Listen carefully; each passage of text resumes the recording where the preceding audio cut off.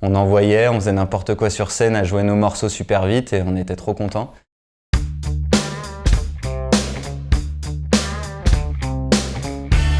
Salut, c'est Piker, je suis chanteur-guitariste et aujourd'hui dans Only One, je vais vous parler de Cavalcade des Flatliners.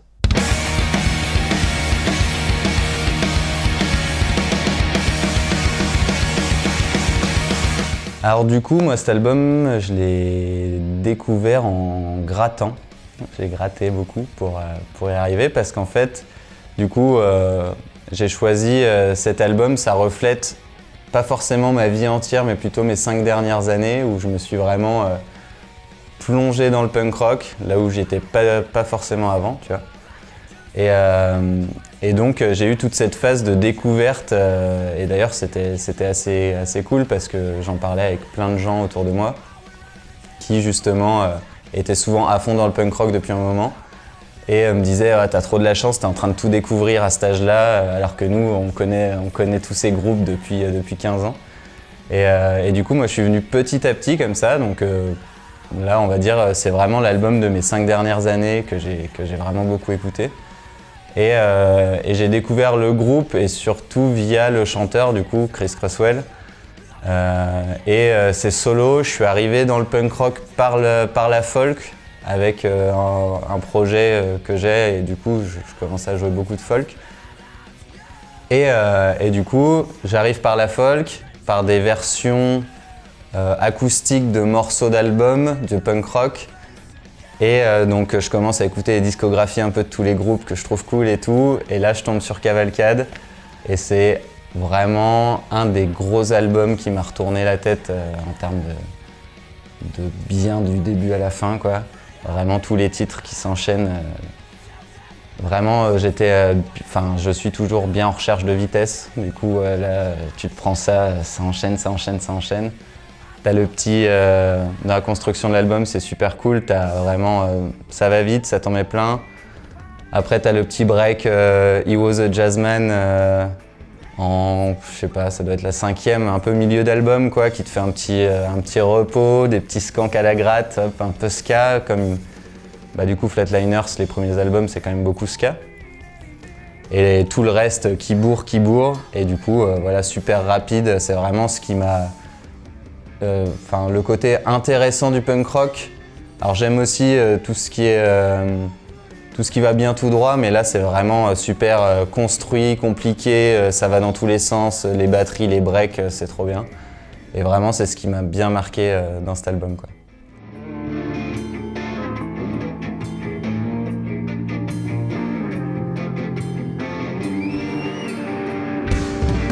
Et du coup je les ai vus une fois en live seulement.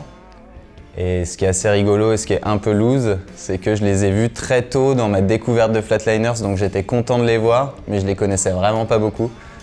Et du coup, il y a eu cette double sensation de genre, je suis trop content de les voir et en même temps je connais pas assez les morceaux pour être comme ça à chanter tous les morceaux le poing en l'air.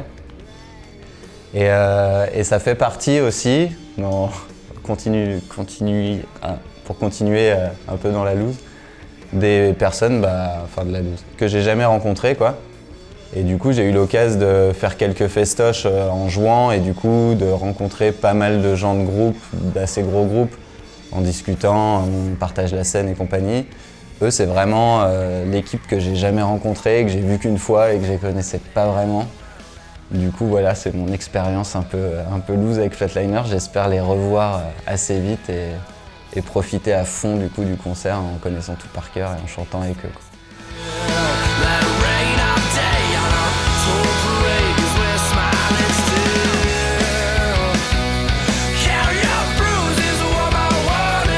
Je présente cet album aujourd'hui parce que vraiment c'est un des albums dans ma quête de punk rock et d'aller fouiller partout qui directement m'a fait quelque chose, quoi.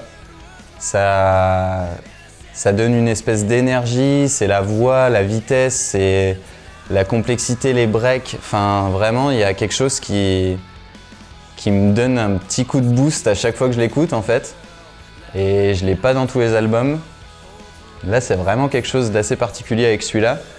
Et aussi parce que au final ça le fait beaucoup avec mes potes proches avec qui j'ai pu monter un groupe.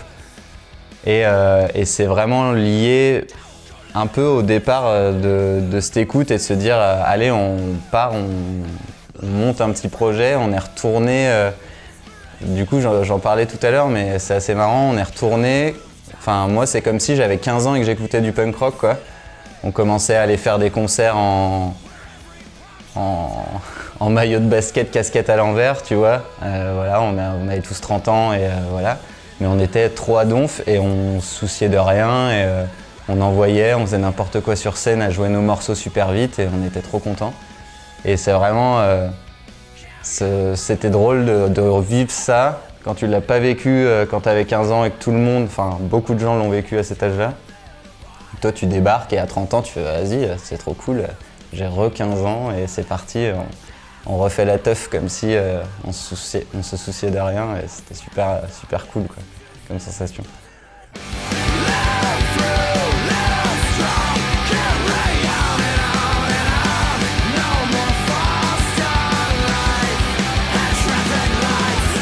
C'est dur de choisir un morceau, coup de cœur, du coup. J'ai envie de mettre le morceau d'ouverture, en fait, parce que quand tu l'entends, bah déjà, moi j'écoute beaucoup les albums en entier. Enfin, je suis pas trop encore à dire ah, j'aime cette chanson, je me fais une playlist avec que les top chansons de machin, de chaque album. Cet album, je mets la première, je vais jusqu'au bout, tu vois. Et la première, bah justement, vu qu'elle annonce l'album, je trouve que y a tous ces gens qui crient au début et les gros doudou. Et du coup, tu sais que c'est parti et que tu vas passer, je sais pas combien de temps il dure d'ailleurs, je crois une quarantaine de minutes, il est assez long pour du punk rock, tu vois, qui va vite. La première, je crois qu'elle dure environ 2 minutes et elle est déjà super complète. En 2 minutes, tu t'es pris 20 baffes dans la tête et tu sais que tu vas passer un bon moment, quoi. Et l'autre petit coup de cœur, je pense, ce serait Leave Her Alone. Parce que j'ai aussi connu cet album, comme je disais tout à l'heure, via la folk. Et via cette reprise du chanteur en folk de cette chanson, qu'on a massacré un nombre incroyable de fois avec les potes en soirée où on commence à chanter ça et avec la gratte acoustique. Et on l'a massacré pas mal de fois, c'est des assez bons souvenirs à chaque fois, quoi.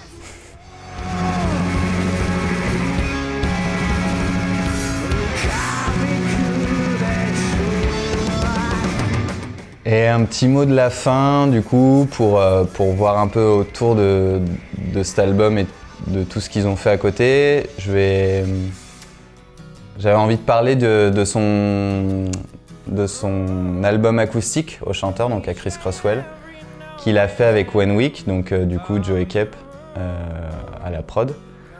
Et du coup cet album, c'est pareil, c'est une super grosse influence pour moi, je le trouve super bien. En fait, je crois que j'adore un peu tout ce que fait Chris Crosswell. Sa voix, sa façon de composer, ses chansons, je trouve ça super cool. Le fait que du coup il ait intégré Scorpio, du coup en remplacement entre guillemets de Tony Sly du coup. Et du coup, je trouve que c'est assez symbolique dans l'idée. Tony Sly, pour la scène punk rock, c'est quelqu'un de super reconnu et qui a fait des chansons vraiment belles, quoi.